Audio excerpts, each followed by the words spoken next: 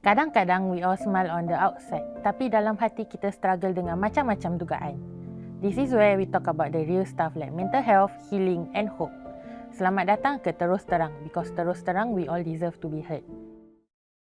Bersama Sab hari ini kita ada Hans Ashri. Apa khabar Hans Ashri? Khabar baik. Terima kasih sebab mengundang saya kembali ke studio ni. So Hans, like how was it like bila you time sekolah ke atau bila before you enter the media scene? I've always been a very cheerful person, jovial, very easy to talk to, suka bergurau. Jadi I think like memang orang sekeliling tu macam tak susah tau nak approach and also nak bercakap dengan I. So before my life in media and everything, I was macam searching lah. Masa tengah belajar tu kan masih searching around. But I've always knew that I nak masuk dalam entertainment ataupun media industry. That has always been at the top of my mind. Tapi masa tu cita-cita nak jadi pelakon. So I kat dalam teater, I was with Teater Artistik dengan Kak Haryani Osman. My life was just that lah. Teater, sekolah, bekerja full time. So like macam when you first join radio kan, when apa tu there was saying, how was it like? Like do you had like macam on screen personality and off screen personality ke? Masa baru-baru tu memang ada fikir tau macam how do I do this? Sebab kita baru kan dalam line ni kan. So macam I pernah dengar cerita pasal orang artis yang dekat skrin ataupun dekat halayak ramai dia macam ni. Tapi kalau bila dia sendiri dengan family, personal, private space, dia orang yang berbeza. I cannot do that. I realise that I tak boleh buat benda tu. So I tell myself, just be yourself. But then bila orang dah start kenal you kan, do you get like macam, oh okay sekarang orang dah kenal, nak kena behave properly, dah tak boleh main-main lagi? Oh, tak. Wow. Tak pernah. How you see me online atau on radio, I'm just like that in person juga.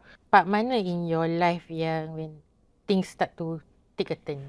Bila I putus tunang. I think maybe because masa tu dengan COVID-19 happening, right? So I think that was when I didn't know how to escape. But when you first took it tu macam curious ke atau memang you dah sedih and you needed an escape ke? No, I took my first time ever in life trying drugs. It was in my schooling days. Macam bukan zaman sekolah menengah, bukan. Tu awal sangat. It was out of curiosity.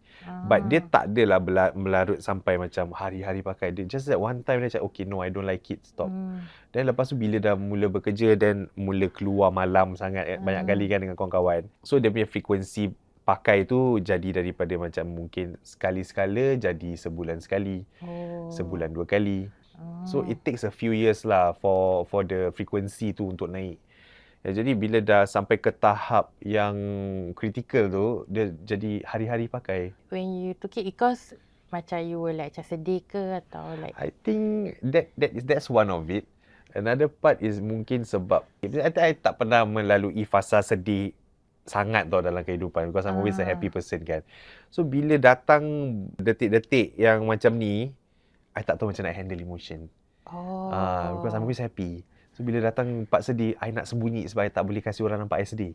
Kalau I kasih orang nampak I sedih, kasih orang nampak I nangis, pada I macam I fail. So that's why maybe I turn to drugs because that's the only way for me to escape without anyone knowing. Do you also ada macam pressure like because you are a man then you tak boleh nampak sedih, tak boleh nampak lemah? Yes. So What they call it? Toxic. Masculinity. Toxic masculinity. Yeah. I grew up in that era where macam, okay, you boy, you tak boleh nangis. You jatuh, you kena bangun sendiri. You have to grow up being a man, learning to do it by yourself. Which is very toxic lah. Sebab macam perempuan boleh nangis, lelaki tak boleh nangis. Macam so, I macam grow up to suppress lah emotion kan. You pun ada acknowledge that like it is doing you harm tapi you tak boleh make it stop? Masa awal-awal tu, rasa macam, kita tahu benda tu tak bagus. Tapi, lantak lah. Pakai je lah. Aku masih muda, so still okay. I'm not addicted. That was my mentality. I didn't know that was addiction. But I tell myself that, no, aku tak ketagih, aku tak addicted pun kat benda ni. Aku pakai bila aku rasa aku nak pakai. How does it feel like yang you are fighting battles yang orang lain tak nampak pada waktu itu? Feels very lonely. Yeah, very dark. It feels very sad lah. Okay, you imagine you duduk on your bed, but your bed doesn't feel like a bed. It's not comfortable. Then bilik tu gelap. Hmm. And then like you just like tak ada energy, tak ada mood. Bangun nak jalan pergi buka pintu pun you tak nak, because you feel like the moment you open the door, the whole world is against you. You tak ada semangat nak buat apa-apa pun. So during that period kan, you pernah ada self-destructive thoughts tak? Alhamdulillah tak adalah. My nephew was still staying with me at that point of time. Oh. So he was like my savior most of the time. So every time I feel down dan macam tak nak keluar, tak nak makan, he will always be there. Dan dia macam motivasi tau. Nanti dia akan panggil untuk buat itu, buat ini dengan dia. So I felt like at that point of time, if I don't want to do anything else, the least I can do is just be with him. Your recovery from your addiction tu bila? So when I got caught, I pergi rehab. Then it's from the rehab lah I belajar. Pasal dekat dalam rehab ni kan diorang ada psychological classes. So from the psychological classes tu diorang akan ajar macam mana a normal person who has never taken drugs, first time ambil drugs, and then after that fall into the addiction cycle, macam mana an addict will not realise that they are actually an addict. Because kita ada dekat in between alam. Macam in reality and the fantasy punya land. So bila you kat rehab tu ada macam like rasa regret atau you felt like you disappoint someone ke? Wow. Bila masuk dekat rehab tu right, I feel like macam I let the world down lah. And then at the same time I felt so disappointed. Tapi there's a little part of me that felt glad. Oh. Yeah. Bila masa tu lah baru rasa macam, oh rupanya I was in the addiction cycle and I didn't notice. Until lah dah kena tangkap tu, dah masuk dekat dalam, bila dah macam bersihkan badan kan, tu baru macam boleh fikir dengan betul. I should be glad that I got caught. Peminat found out tak yang you took back then? No. Because I went in the second time, right? Because I went through a divorce, then lepas tu I had a relapse, then I decided that I want to go for another round of rehab. Because after the first time I kena tangkap, I keluar, I choose to keep quiet. Oh. Ya, masih ada tau ego tu. Nak protect diri sendiri, nak protect my family. Bila sekarang tengok balik, the first time I shouldn't have run. I shouldn't have hide from people. But I did that. So bila I buat benda ni, benda rahsia ni dia jadi beban yang sangat berat untuk I masa tu. Until I went through another round of heartbreak where my wife left me, and then kita divorce and everything, right? So that was when I relapsed. Dia kena tangkap lagi, then I realise ni benda dah pernah jadi lah. Like why am I putting myself back at the same exact spot that I was before? So you ada grief tak, like macam over what you went through? Of course. You mean the bad things that I did? Yeah.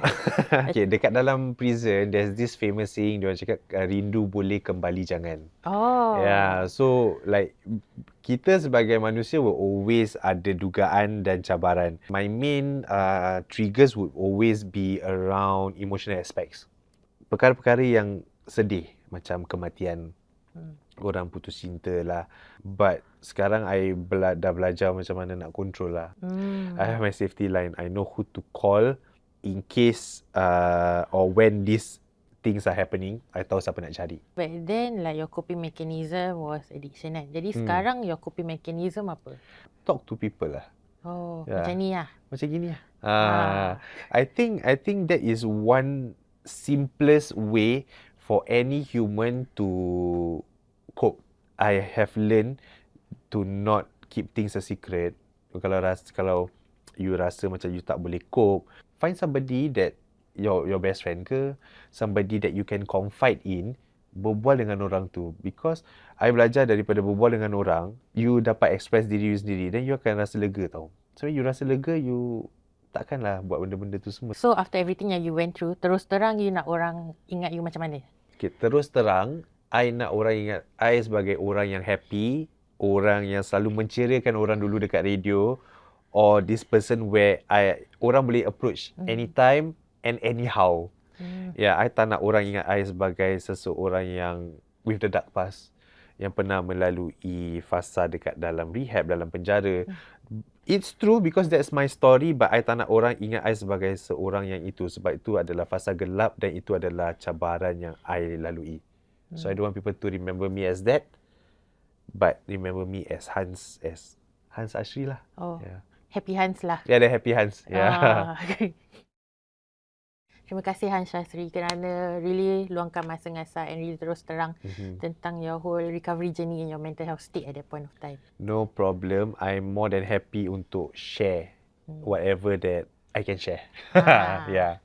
Okay lah, semoga like your story jadi pengajaran lah untuk orang muda kita. Yes.